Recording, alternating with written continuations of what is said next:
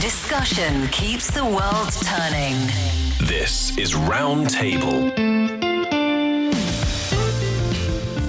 Motorcycles in China were once considered to be nothing more than just cheap transportation. Oh, times have changed. They're now representing freedom and adventure and maybe a little bit of identity too. So yes, times have changed, but what exactly has changed? Today, we'll look at the industry as a whole, from the championship bikes to the new riders and the engineering behind the roar. Welcome to China's motorcycle boom. After that, there's a new short drama in the country that no one expected to succeed. There aren't any famous actors, no fancy production. It's just a small team and a great story. But within days, it was everywhere online. So, what did Enemy get right that the big budget productions missed? We're live from our studios here in Beijing. This is Roundtable. I'm Steve Hatherley. Hello there. Thanks very much for being with us today. And for the show, I'm with Yushun and Fei Fei. First up, from being seen as nothing more than cheap transportation to becoming symbols of freedom and adventure and even personal identity, China's motorcycle story has taken a bit of a wild turn. And what about those championship bikes? What's behind those? Is racing more about the rider's courage, or is it the machine's engineering? And what about everyone else? Why are more young people and women and city commuters suddenly falling in love with motorcycles? And also, how did the industry that was once known for imitation and limitations become confident enough to compete globally? Today we're going to explore the speed and the ambition and the technology and the cultural shift that's driving China's motorcycle growth. And we'll talk about why that engine sound, vroom, vroom, has become so addicting for a lot of people. I'm here for it, Yushun and Fei Fei. I am a huge fan of motorcycles. Fei Fei, I asked you before the show, and your answer was very short when you said no. Yeah, not really. Because, that's my stereotype when it comes to motorcycles. It's just a way of transportation. Okay. And sometimes it can be a little bit dangerous because just how fast it can travel. But now, apparently, especially with recent news, I'm starting thinking about changing this stereotype about motorcycles. Oh, really? How about you, Yushin? Are you a fan at all? I get little touch with motorcycles because the city that I was born and raised, all the urban area was not allowing motorcycle to get in. But the thing is that when I got into Beijing, everyone that I know that rides motorcycle, it is a hobby to them. And they buy, I think, decorations and maybe components for their motorcycles, maybe. And they use their spare time to go to the mountains, ride with their friends. That's that's quite niche, but it's a hobby that a lot of people have. Yeah, I would say it's very similar to having a bicycle as a hobby too, right? There are bicycle clubs, there are motorcycle clubs. The cyclists go riding on the weekends with their friends and they'll go out to the mountains or wherever. Well, motorcyclists do that as well. Yeah. I can say confidently, because I had a lot of friends who were deep into motorcycling in Korea, it's a lifestyle. Yeah. It really is. They become almost obsessed with their bike and what it represents for them. Exactly. Well, the reason that this has come up today is because very recently there was a big race with a surprising outcome. Yeah, on May the 17th, 2026, the Chinese motorcycle manufacturer Zhangxue Motorcycles, or the brand's name is called ZX Moto, achieved a significant milestone by winning 2 consecutive rounds in the World SSP category at the World Superbike Championship, Czech station in Prague.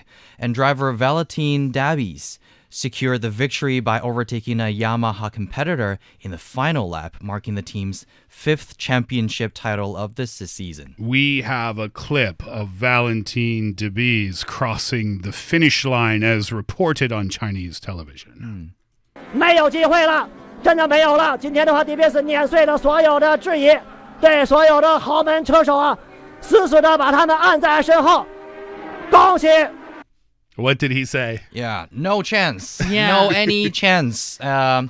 The beast just crushed all of the doubts on him and also the motorcycle. And also, I think for me, who basically knows nothing about riders, motorcycles, and also these champions called World Superbike Championship, I dig a little deeper into, what it does mean when a rider wins in this kind of competition. Apparently, it's more of a collaboration between the rider, like this French driver, Valentin Debise, and the motorcycle he's riding as well. It's not like simply because the rider is really good at, steering the wheels. Yes. Well, that's part of it. It's definitely part of it, but it's not just that. That's for sure. And this is really a collaboration because, the rider is French, but the motorcycle, and this is the big news here, the motorcycle that he rode was made by a Chinese manufacturer. And this is a big, you said milestone, Yushun, and it absolutely is a milestone, but that's almost an understatement because this was such a shock to this world.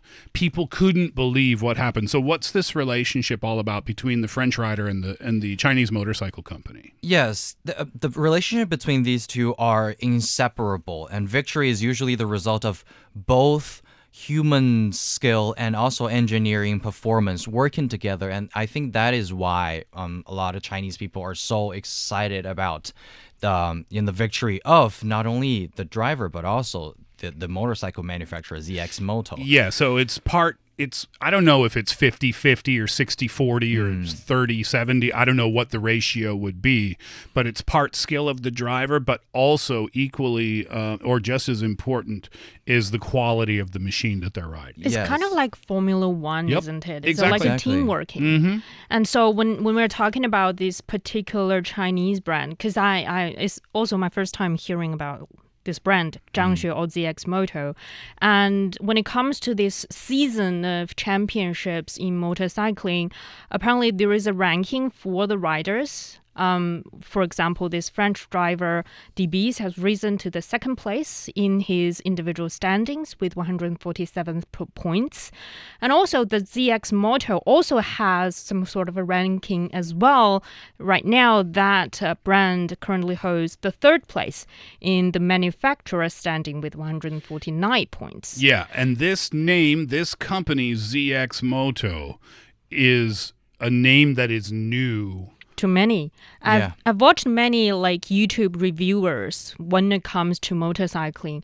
And when this Debise won his first title, I think the May 7th champion game is its fifth championship title within the season.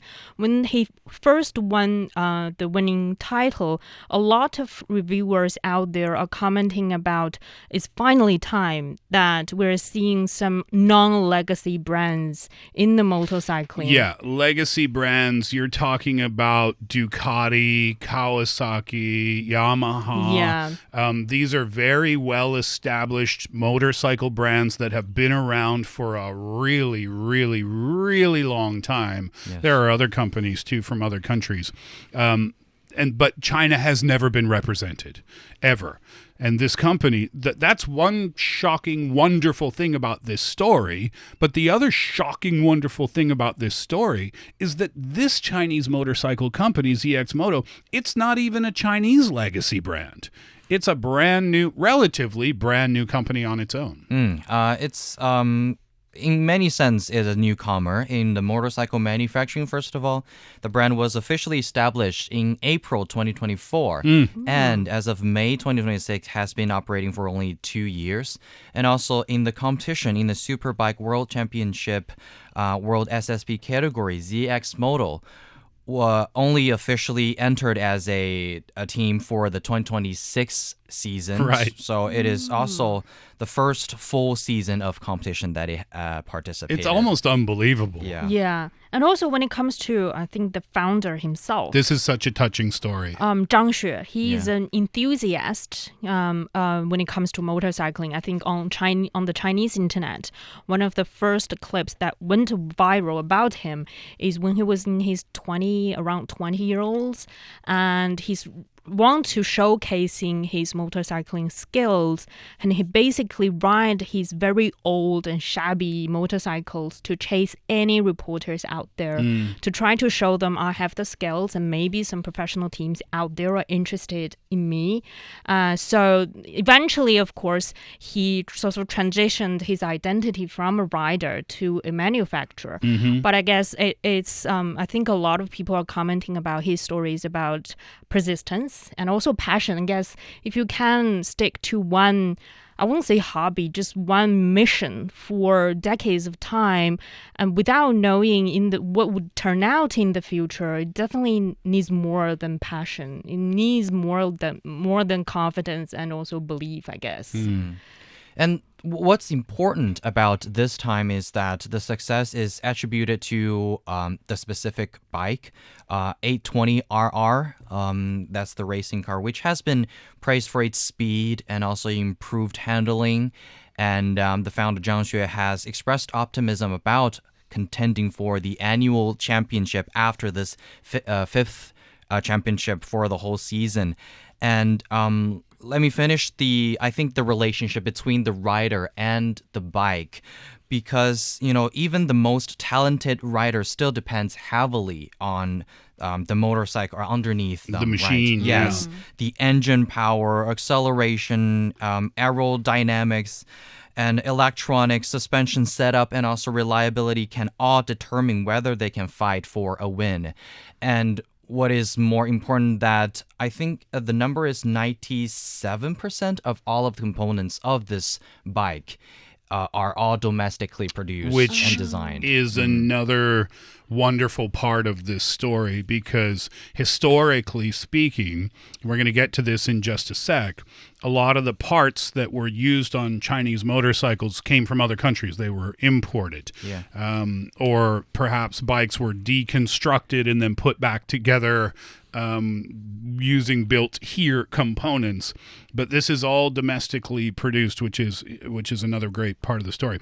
I want to share this as well, because I was watching, I'm not a huge international motorcycle race guy. I don't keep up with standings and stuff like that.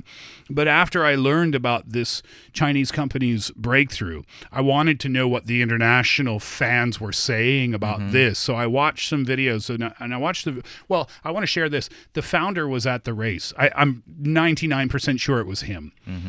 When Debise crossed the finish line, he was there, and he was surrounded by his team, and the tears were just rolling down his face because his dream finally came true, and he was able to achieve something that he probably thought was never even possible within his lifetime.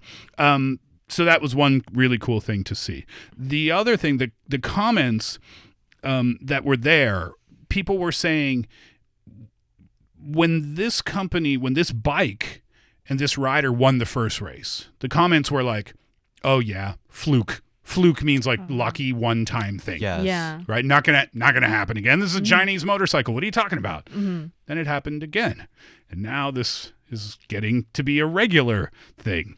And now people are saying, oh, we need to really pay attention to this rider and this motorcycle company, because this is a very real thing. And the fact that this company has only been around, I want to reiterate that point, has only been around since 2024 and is competing with these legacy brands that have been making motorcycles and racing bikes for decades and decades and decades. It's absolutely astonishing. And by the way, the price of the bike, it's also a big difference. it's $6,000 American. You can buy it. Yeah, and also when it comes to those legacy brands motorcycles, you need to add one more zero to the number. Well, 30,000 at least, maybe. Well, I looked up the new Ducati Panigale, it's called, the V4R. It's $50,000. Another Ducati, the Street Fighter, is $15,000. So, I mean, the fact that this is about a fifth of the price, if not more, is just kind of, people's minds are blown by this. Let's go back now, because I find this to be a really interesting story about the origins of motorcycles here in China. The industry I guess you could call it a relatively short development history, especially when you compare it to some other established international brands. It doesn't go back even 50 years, I don't think. It has undergone a remarkable 47 years transformation, evolving from some simple and manual, maybe examples and imitations, to globally competitive and high-end manufacturing. And it started in 1979 in Chongqing in southwest China, where engineers from a manufacturer called Jialing reverse engineered a foreign motorcycle, and they disassembled a foreign motorcycle and used calipers and angle gags to manually measure every part, and then eventually producing hand-drawn designs for the Jialing CJ50, which marked the birth of mass-produced civil motorcycles in China. I love the sounds of motorcycles, so I didn't find this clip. You found it for me, right? Thank you for doing that, because I was super curious to know what does the 1979 version of the Jialing CJ50 sound like? And this is it.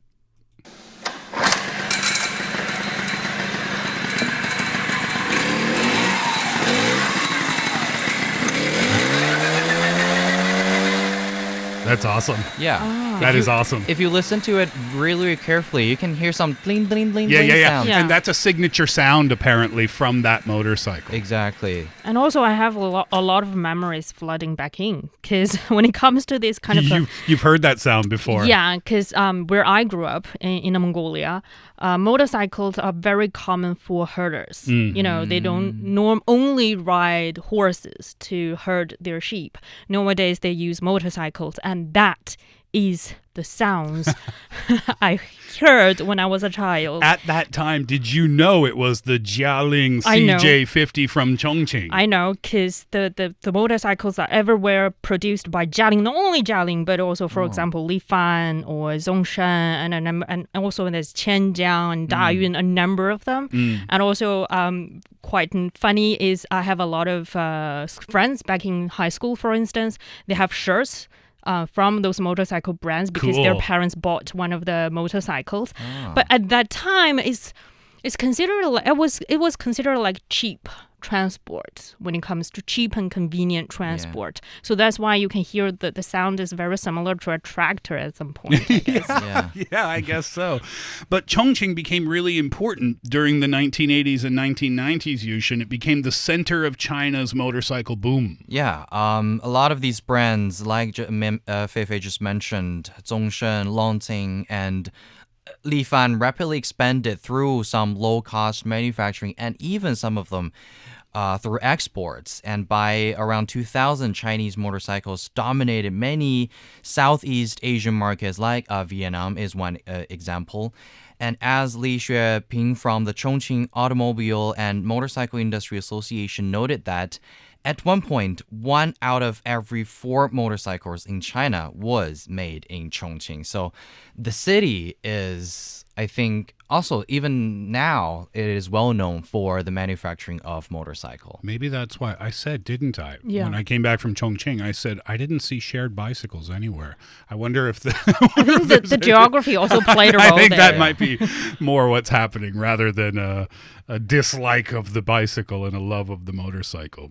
All right, so that brought us into the early 2000s, but at that point, there were some pretty fierce price wars, and the core technology of these motorcycles at that time was pretty weak, and that is what led to the, I guess, people being aware of the industry limitations. Yeah, and when it comes to, for example, a lot of the parts that these bikes need are basically heavily relying on imports.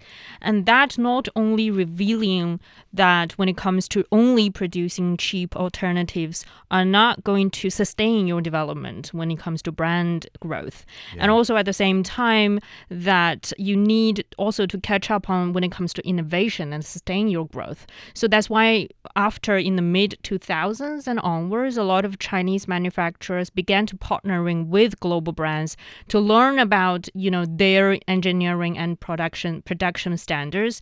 And also they're trying to transform themselves from a basic transportation tools to a lifestyle and adventure products. That I think is, tightly linked to a lot of current identities when it comes to being free, to being adventurous and travel.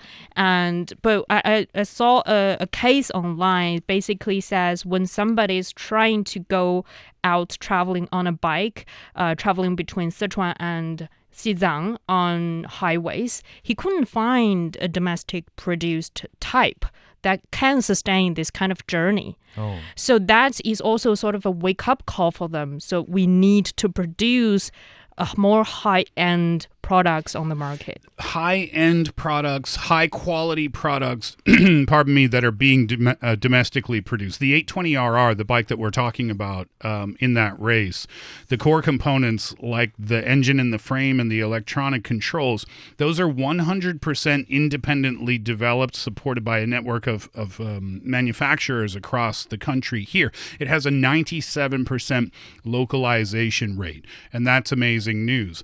Also amazing is that Chinese brands, motorcycle brands, they're not just competing on price anymore with foreign brands. They're successfully entering the European market. Now, the European market, when it comes to motorcycles, is a really high standard market. So they're taking a slice of that market share in Spain and Italy. Italy, famous for its motorcycles, right? Ducati, I mentioned before, that's an Italian brand. And the growth of the industry the quality of the industry is improving in China. And I don't know if there's a direct correlation between the improvement in quality and the sudden interest of not racers, but people like you and I in China. I don't know if there's a connection there or not, but what we do know is that China's consumer motorcycle industry is doing very, very well. Yeah, the industry has shown steady growth in production and also sales and exports. From January to November 2025, China produced approximately 20.11 million motorcycles and sold 20.03 million, marking a year-on-year increase of over 10%. That's the data from China Chamber of Commerce for motorcycle. And on profitability, significantly the growth in economic benefit has also outpaced the growth in volume, because for the first 10 months of 2025, total profits reached 9.718 billion yuan. That's also a 36% increase compared to last year, so indicating a very substantial rise in product added value and operational quality. Along with, like I said, the export growth, the popularity in the European markets. Last year, the value of motorcycle exports increased by 25%, more than 25%. So that's proof of the popularity or the increase in popularity overseas too. So now, but let's get to like the everyday new riders. We're seeing more female riders becoming fans of motorcycles. More young people are emerging as kind of a new force in the motorcycle market too. Yeah, I have a lot of friends actually who are riders, and I guess I just did a very quick and not very precise calculation out there. I think 80% of them are females. And so they spend a lot, not only they talk when they gather around, they talk about different models of motorcycles and also the gears, the helmets, the outfits, and also what kind of other things that you can buy when you're riding in that motorcycles. Boots. Yeah, boots and pants. things. The pants come with like guards inside, like kneecap guards and for your butt. I've only paid attention to the helmets because the those helmets are very expensive. And the helmets have a lot of different decoration colors out there, so they can choose. And then after that, I lose track of their conversation because that's not something that I would pay attention. But definitely female riders have been one of the new forces on the market. And that's driving also, when it comes to manufacturers, to more customized and localized designs of new models. And for younger generation, there is also another boom. It's called motocross boom among children and teenagers. Because parents born mostly in the 1980s and 90s are increasingly supportive of this kind of sport, viewing it as a way to, help booster their physical fitness and also responsibility. Motocross is like the off-road version of motorcycling. So like in the dirt bikes. Up on slopes and mountains. Yeah, jumps and things like that. And they have parks here too, don't they, for that? Yeah, and I think they will have these smaller versions of these motorcycles for children, and then it is quite fierce as well, and you can see the competition in them. And this trend is also supported by some construction of some international standard off-road parks, such as the Qinghan Off-Road Park in Shanxi. Yeah. So a lot of parents will take their children to these kind of... It is a exercise, also sport, I think, not only for the competition and also the sense of achievement, but also from a very physical perspective. Yeah. Build resilience and so on and so forth. My dad bought me a motorcycle when I was a kid. Do you like it? Freedom. He couldn't convince me every day to get off of that motorcycle and come in for dinner, which is what inspired, I think, my love of motorcycles. That was a very small engine. It was a 75cc. You'll see cc attached to motorcycle engines. It's basically just the size of the engine. The racing bike that we were talking about, that was 800cc, right? Yeah. 400cc, 600cc, things like that. I fell in love when I was a kid. Later in life, I said in Korea, I had all these friends who were super into motorcycling, and they had Harley Davidsons. Those are those really obnoxiously loud, unnecessarily loud machines that many people get annoyed by. Then I had the friends who were into the racing bikes too. So I bought a Yamaha R1, which was one of the fastest bikes in the world. The reason, Fei Fei, I'll try to explain why people get obsessed with motorcycles. I'll try to understand. When you have, there's two things. When you have that amount of power between your legs, it's a thrilling feeling. It's unbelievable. You just hit that accelerator a little bit and shoom, off it goes like a bullet into the wind. That's one thing.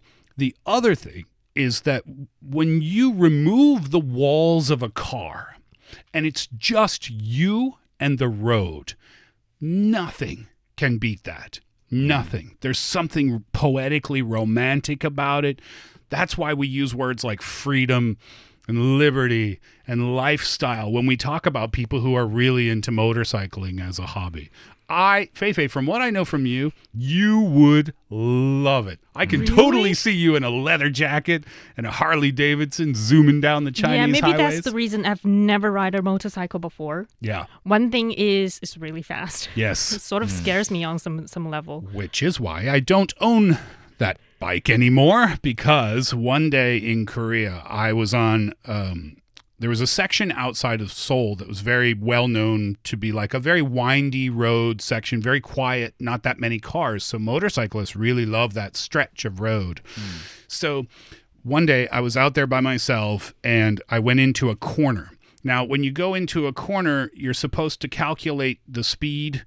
And so you take that corner at the right angle, right? Well, I was going too fast. So I came out of the corner a little bit early and I drifted toward the yellow line, toward the center line. Right then, a car came around the corner. Oh. My motorcycle jacket brushed along the side of that car, and I was going pretty fast, and that car was going pretty fast. I was inches away from death, I think. Oh, man. I immediately stopped the bike. I was shaking. I was shaking. I sold it the next day. I was like, Of course. I realized I'm not good enough. I'm not talented enough to handle this level of power and this level of speed, because when you have a bike that size, you can't resist the temptation to go fast. You can't, because that's what it's built for. So I got rid of it the very next day. This is what I would say to anyone who's interested. If you are going to get yourself one of these machines, albeit a street bike or maybe an easy riding machine, make sure you take the proper measures to make sure that you know exactly what you're doing, because it's always safety first, because something can go wrong in the blink of an eye, and we don't want that to happen. Now, back to the Chinese industry. I think it's such an amazing thing what's happened here, because it's been a really impressive ride for Chinese motorcycles. Within a matter of a few decades, we've gone from here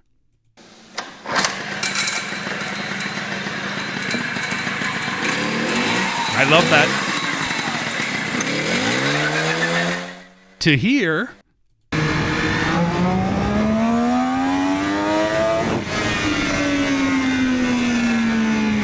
in 47 years, and I can't wait, personally can't wait to see where the market goes next.